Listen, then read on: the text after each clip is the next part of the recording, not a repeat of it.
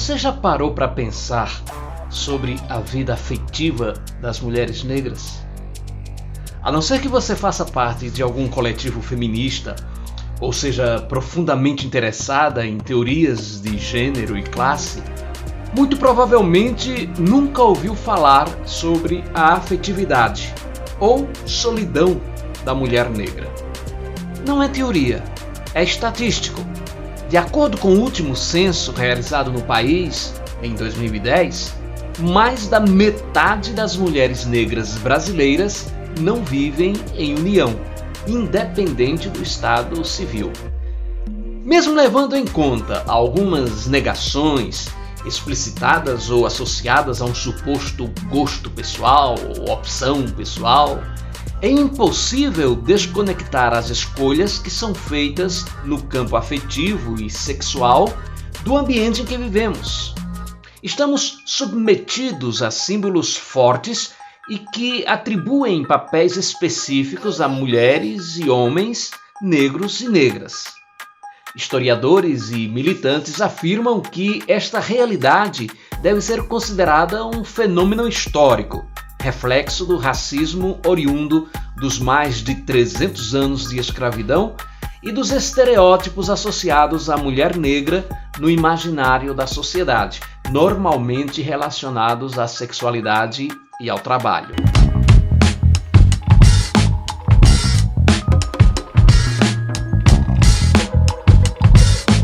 Questões ligadas à afetividade da mulher negra compõem o tema do último episódio desta temporada Negritudes, do podcast Aqui às Quintas, que é produzido em parceria com a ativista do movimento negro, Lucimere Passos.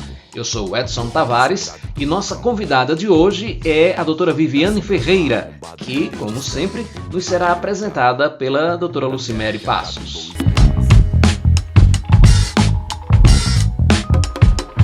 E fechando com chave de ouro, o projeto Negritudes, do podcast Aqui às Quintas, que tem a coordenação do professor Edson Tavares e a nossa participação, nós teremos o prazer de conversar com a doutora Viviane Ferreira do Amaral Teodósio, ela que é psicóloga, mestre em psicologia pela Universidade Federal de Pernambuco, professora universitária, lecionou na Unifavip.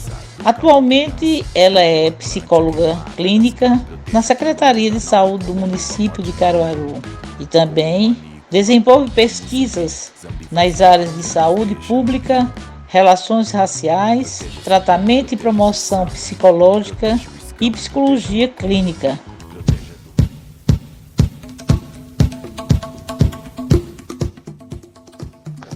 Adilson, afirma-se que a mídia... Olá, Edson Tavares. Agradeço o convite para participar dessa série de entrevistas do projeto Negritudes. Acredito que é uma iniciativa que precisa ser replicada mais e mais, por trazer pessoas, personalidades intelectuais, pessoas da militância do movimento negro, para ter voz contra esse silenciamento que muitas vezes acontece e acomete a população negra. Então que a gente possa construir e desconstruir ações relacionadas a práticas racistas, trazendo novas perspectivas para um futuro que se inicia agora. Agradeço também a doutora Lucimere Passos pela lembrança e construção diária dos elementos de resistência contra o racismo aqui em Caruaru. Valeria a um quarto poder na República, embora pareça estar na ordem de importância como o primeiro poder, já que os demais se pautam pela mídia. Respeitam mais a mídia do que a gente respeita um enxame de marimbondo. Como você vê a força da mídia no atual contexto político-social do país? É importante salientar que as vivências relacionadas ao racismo são um tipo de violência que atinge a população negra como um todo, independente do gênero, da fase do desenvolvimento humano, se na infância, na fase adulta ou na velhice, independente também da classe social. E aí eu preciso também trazer o livro Racismo Estrutural, do jurista Silvio Almeida, que aponta que o direito é a forma mais eficiente de combate ao racismo, seja punindo criminalmente e civilmente os racistas, seja estruturando políticas públicas de promoção à igualdade racial. E ainda na sua pergunta, quando você coloca como a criança ela vai sentir ou ela pode reagir a esse primeiro contato, eu penso que esse processo de enfrentamento ao racismo, ele começa ou ele começou muito antes dessa criança nascer naquele seio familiar, sabe? Ele tem que ser um processo aberto e que tem que ser um processo que foi abraçado pelos pais dessa criança, independente desses pais serem pessoas da pele preta ou pessoas da pele não preta. Quando eu falo desse processo do abraçar, esse processo de enfrentamento, eu estou trazendo a responsabilidade e a responsabilização desse lugar de passar para a criança a apropriação das características físicas, desse lugar de orgulho, de autoestima, dela se posicionar para as possibilidades de violência que ela possa vir a viver, para que ela não atinja, para que ela não sinta aquilo como algo que vem de fora e atinge, mas que ela tenha um mínimo de resiliência para entender que aquilo que está sendo dito sobre ela não necessariamente dita quem ela é. E isso é uma responsabilidade que os pais, desde muito cedo, têm que abraçar para trazer de uma maneira lúdica, de uma maneira muito criativa, histórias em que os protagonistas sejam pessoas negras, né? Que essa princesa também seja uma princesa que tenha a cor da pele preta, muitas vezes, que seja apresentado para a criança jornalistas que são negros, pessoas que têm as características que ela também tem, fazendo parte dessa sociedade que estamos hoje convivendo e construindo. Então, quando você coloca que muitas vezes esse processo vem das outras crianças ou dos adultos com quem ela pode conviver, não é? Eu penso que essa apropriação do existir e do resistir, ela ganha muita força nos movimentos negros, mas ela também faz parte de um processo que vem sendo abraçado, que vem sendo oferecido a partir de sensibilizações também para a população não negra. E que também esses pais exijam dessa escola ou dessas escolas que possam ser alvo dessas práticas, ações de combate, não é, ao racismo e não ao silenciamento dessas violências. Na atualidade, podemos dizer que existe equidade racial na mídia brasileira?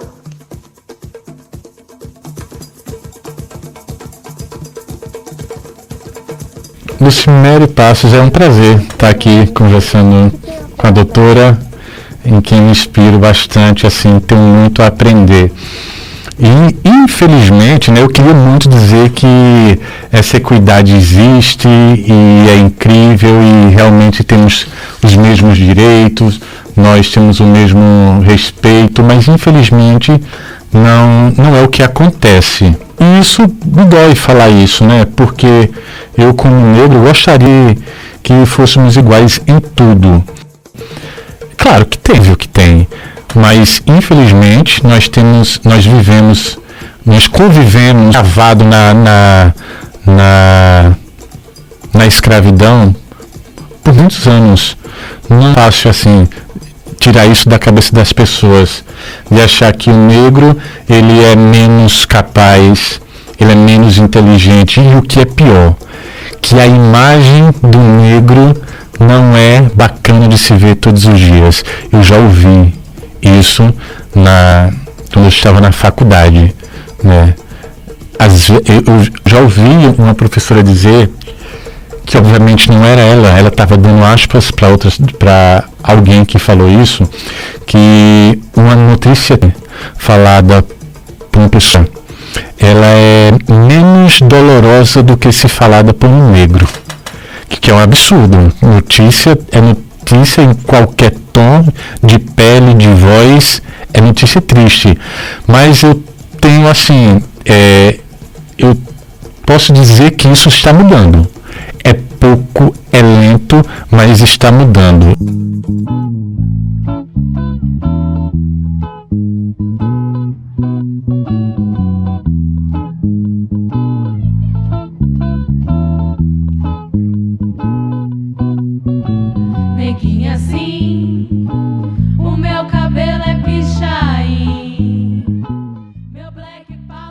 recentemente nós estamos vendo uma presença mais frequente de afrodescendentes em propagandas de... É interessante colocar que a sua pergunta me faz lembrar a autora Vilma Piedade, que vem apresentar o termo dororidade. Muitas vezes o sofrimento da mulher negra, ele vem trazer dois atravessamentos. O do ser mulher, e que historicamente nós vivemos em uma sociedade machista, e que muitas vezes coloca esse homem como lugar de poder e de autoridade e submete muitas mulheres a lugares que são de submissão, de inferioridade e de ausência de oportunidades. Esse já é um ponto que por si só traz as suas dores por ser um processo de violência e que o movimento feminista vem se colocar contrário, reivindicando novas reflexões, os direitos e um outro lugar de existir dessa mulher. E enquanto mulher negra, a gente já tem um outro atravessamento, que é o próprio racismo. Esse lugar muitas vezes exótico, que na sociedade é colocado a mulher negra. Então o termo dororidade de Vilma Piedade vem colocar que quanto mais escura a cor da pele, mais dor, mais elementos do racismo vão estar sendo envolvidos nas compreensões e nas vivências dessa dor. Então a gente fala assim de um processo de similaridade, de aproximação das vivências de dor, mas considerando esse lugar que quem sente, o sentir é particular. Então esse sentir vem muito das experiências de cada mulher. Algumas vão trazer esse lugar do sentir como um motor para resistir, para enfrentar, para superar aquela situação, outras não. O sentir acaba fazendo com que essas mulheres queiram abrir mão num processo de violência e muitas vezes se submeter a situações que vão trazer ainda mais dores. A exposição de negros na mídia é bem aceito pelo público? O feminista vem se coloca contrário, reivindicando flexões. É importante colocar que o racismo afeta a saúde mental e a vida do sujeito como um todo. Então, os elementos relacionados a um adoecimento psíquico, ele pode ser o mais variado possível. Então, alguns podem vivenciar uma situação de isolamento, de não quererem sair de casa, de ficarem confortáveis entre familiares, entre pessoas que são confiáveis. E aí, para alguns, isso poderia ser uma leitura de um ponto paranoico. Quando não, quem viveu aquela experiência que traz essas consequências foi aquele sujeito. Então não diz respeito a um diagnóstico clínico, a um diagnóstico psicopatológico que existe por si só. Ele tem que ser pensado a partir de quantas vivências foram experienciadas por aquele sujeito, por aquela pessoa, e que de alguma forma está trazendo como resposta aquele comportamento. Não é? Outras podem ser pessoas que são extremamente reativas. Então, na primeira demonstração de qualquer tipo de sombra, de um preconceito ou de uma discriminação, a pessoa vai para cima, tem voz, fica agressiva e se defende. E em outros casos, elas acabam também vivenciando esse lugar de uma tristeza que é permanente, avassaladora, profunda, que tira o desejo, a vontade de fazer outras coisas. Então, eu gosto muito de pensar, para além dos diagnósticos clínicos, não é, que o racismo, de uma maneira geral, vai afetar a saúde mental, muitas vezes as relações sociais desse indivíduo, né, e a história de vida como um todo. Que papéis são reservados aos negros que atuam na mídia brasileira? Num ponto paranoico. Quando não, quem viveu aquela experiência que traz essas consequências foi aquele sujeito. Então não diz respeito a um diagnóstico clínico, a um diagnóstico psicopatológico que existe por si só. Eu acredito que a gente precisa refletir um pouquinho sobre essa pergunta, né? Porque dependendo da maneira como as indagações são feitas, elas podem reforçar visões preconceituosas e estereotipadas que já existem na nossa sociedade, e elas acabam causando um desserviço a um processo de luta, de construção e de outros lugares que deveriam ser ocupados enquanto reflexão e esse lugar da transmissão da informação de uma maneira consciente, de uma maneira responsável, não é?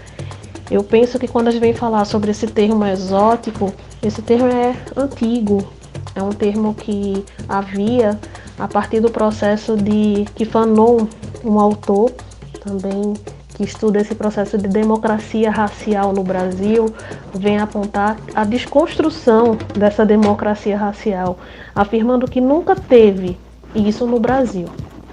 E quando a gente vem falar sobre casais que são interraciais, porque um dos parceiros é branco e a outra pessoa é preta, não é? A gente está colocando um terreno muito perigoso, que é o terreno das relações amorosas, dos apaixonamentos. E muitas vezes os elementos que trazem os apaixonamentos estão para muito além de um lugar relacionado à cor da pele. Então, se a gente continua vendo como algo exótico, a gente não avançou no processo de desconstrução e de luta por respeito, por igualdade e na própria luta antirracista. Num primeiro momento, eu não vejo como uma relação interracial como algo exótico e repudio qualquer outra pessoa que veja, porque a gente está falando das escolhas amorosas e afetivas de um casal que tem liberdade de expressar seus apaixonamentos da maneira que quiserem. E isso não é um terreno do público, é da esfera do privado. Quanto ao outro ponto que a pergunta aborda, relacionado a uma postura antirracista, o termo antirracista ele vem em um outro contexto. E não necessariamente porque uma pessoa branca casou com uma pessoa preta, ela vai estar abraçando uma luta antirracista ou tendo um comportamento antirracista. Não se trata disso, de forma alguma. Pelo contrário, dependendo do casal, dependendo da maneira como isso aconteça, pode ser uma reprodução dos racismos que vem nos acometendo de uma maneira secular. Então, sobre o antirracismo, eu deixo a sugestão do manual antirracista da autora Djamila Ribeiro, filósofa, que vem colocar algumas ações que sim, devem ser prezadas e devem ser uma preocupação social, uma preocupação de todos, independente da cor da pele.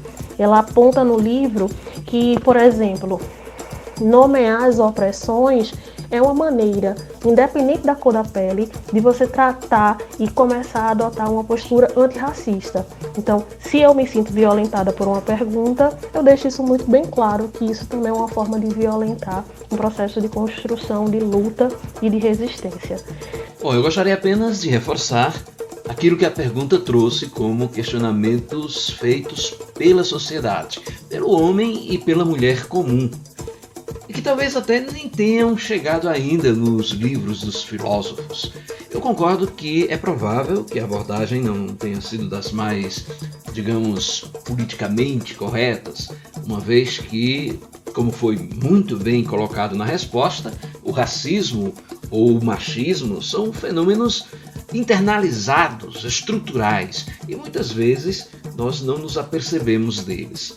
O jornalista, que não está engajado profundamente no movimento negro, não está imune de usar termos considerados inadequados pelo entrevistado. Mas acho que, longe de ser um desserviço, tais perguntas constituem-se como uma oportunidade de o entrevistado esclarecer pontos que as pessoas comuns expressam no cotidiano, no dia a dia.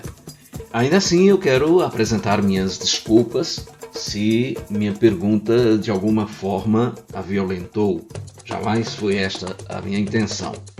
E apenas colocar que indagações que não incomodem não são jornalismo, é propaganda.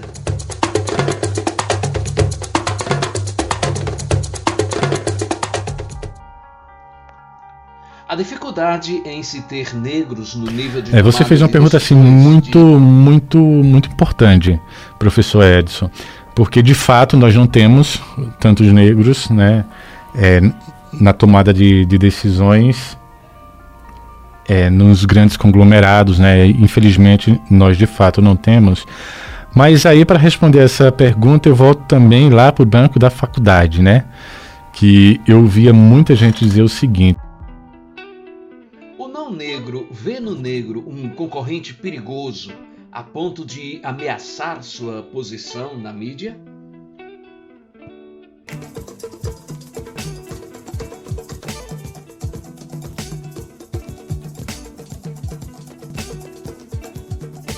O negro vê no negro um concorrente, né, a ponto de ameaçar seu local na mídia. Eu acho que isso é inerente do ser humano, né? Seja lá quem for, se tem alguém do seu lado, aí pode ser negro, pode ser branco, pode ser europeu, se ele tem possibilidade de tomar espaço e você, entre aspas, perder o seu, óbvio que você tem medo, mas eu acho que esse medo é até salutar. E você pode dizer, não, como assim é salutar? Porque é o seguinte, quando você sente acuado por algo, das duas umas, ou você fica na sua caminhando, ou você procura se melhorar como pessoa, como profissional, né? Seja como ator, seja como jornalista, seja como político, né?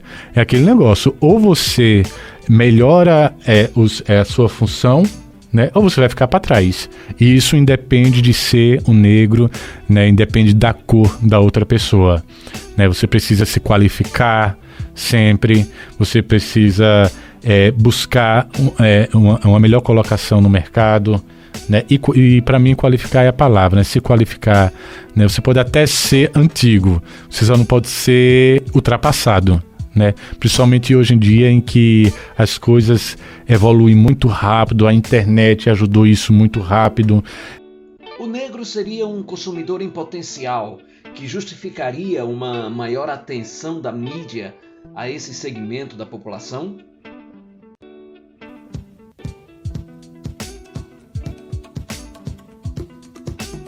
Eu não conheço esse estereótipo, eu não conheço esse clichê e me assusta e me preocupa, porque existe uma interseccionalidade de violências que são representadas nesse clichê. No primeiro momento, quando a gente para pensar que novinha, independente de ser mulher negra ou não, é carne para o prazer, você está objetificando uma mulher e você está construindo um lugar de violência sexual, de abuso infantil, porque normalmente essas novinhas são crianças ou adolescentes e isso é abuso, isso é estupro, isso é uma violência. Então, nesse sentido, isso não pode ser uma prática legítima, legitimada, muito menos uma prática reproduzida ou colocada como naturalizada. Não pode, isso é crime. No segundo momento, o fato da solidão da mulher negra ser colocada como alguém que não serve, ou é frígida, ou é qualquer coisa, eu também não entendo de onde vem isso, que raiz desse estereótipo, desse clichê que aparece, porque isso também é uma violência contra a mulher, independente da cor da pele. E aí, normalmente, quando a gente vem se reproduzir violências, a gente está cumprindo um desserviço, porque para a população a gente tem que desconstruir, né? Porque eu não conheço essa visão, e aí eu me pergunto, é uma visão de quem? E quando eu me pergunto de quem é essa visão, é porque para mim representa mais uma vez uma visão machista, que a gente vai ter o processo de militância de desconstruir, porque essa visão machista tem trazido muitas mortes, e não é essa sociedade que nós queremos construir, e que precisamos construir. É uma sociedade totalmente diferente desses estereótipos, dessas visões que estão arraigadas, e que para isso a gente precisa de ensino, de educação, de acesso à informação de qualidade, para que as pessoas possam repensar suas práticas, repensar os lugares, né, a forma como se expressam e reproduzem esse tipo de pensamento. Eu sou uma mulher negra e eu não vou me ausentar da luta nem da militância, não é? Então, abraçando essa minha identidade, eu reprovo esse tipo de pensamento, esse tipo de clichê, que de verdade eu nunca ouvi, e que se ouvir novamente eu vou me posicionar de uma maneira muito enfática.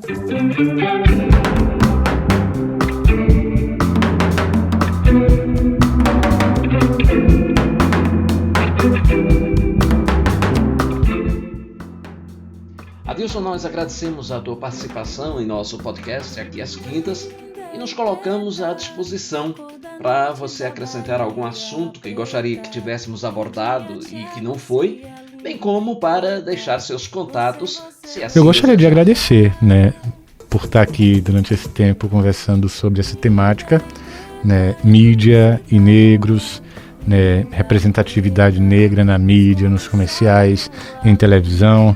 Eu sou Adilson Tavares, sou jornalista há mais ou menos 12, 13 anos, né, advogado há 1 ano e meio, e estou aí à disposição. Minha rede social é o Instagram, é adilson._tavares. Quem quiser me seguir para conversar, eu estou aberto para ensinar no que for possível, mas muito mais para aprender, né? Nós estamos aqui para aprender bastante. Obrigado, professor. Obrigado, Lucimere Passos. Né? São 2 referências aqui em Caruaru e adoro também a parte do professor que ele trabalha também com música, né? Que é um outro assunto que eu sou apaixonado, né? Mas muito obrigado e até a próxima.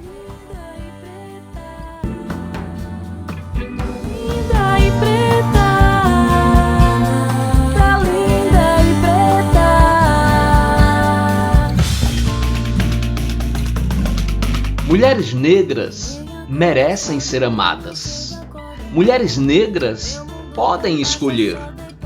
Porque aprender a amar é uma forma de achar a cura para os males que se abatem sobre essas mulheres, muitas das quais se acham incapazes de experimentar esse sentimento universal que é o amor. A teórica feminista norte-americana Bell Hooks afirma: quando nós, mulheres negras, experimentamos a força transformadora do amor em nossas vidas, assumimos atitudes capazes de alterar completamente as estruturas sociais existentes. Assim, poderemos acumular forças para enfrentar o genocídio que mata diariamente tantos homens, mulheres e crianças negras. Quando conhecemos o amor, quando amamos, é possível enxergar o passado com outros olhos. É possível transformar o presente e sonhar o futuro. Esse é o poder do amor.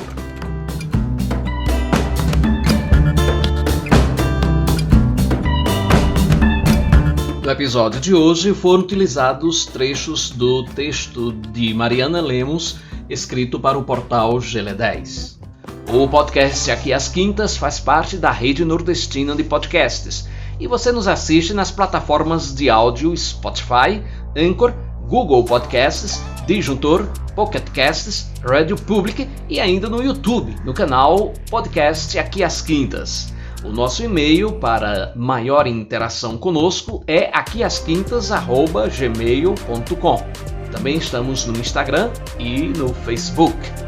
Obrigado a todo mundo que esteve conosco. Semana que vem, eu e a militante da causa negra, Lucimere Passos, ainda estaremos por aqui para fazer uma espécie de epílogo desta temporada. Um episódio bônus sobre o que rolou por aqui nestas 10 semanas. Fica o permanente convite para nos encontrarmos sempre aqui às quintas.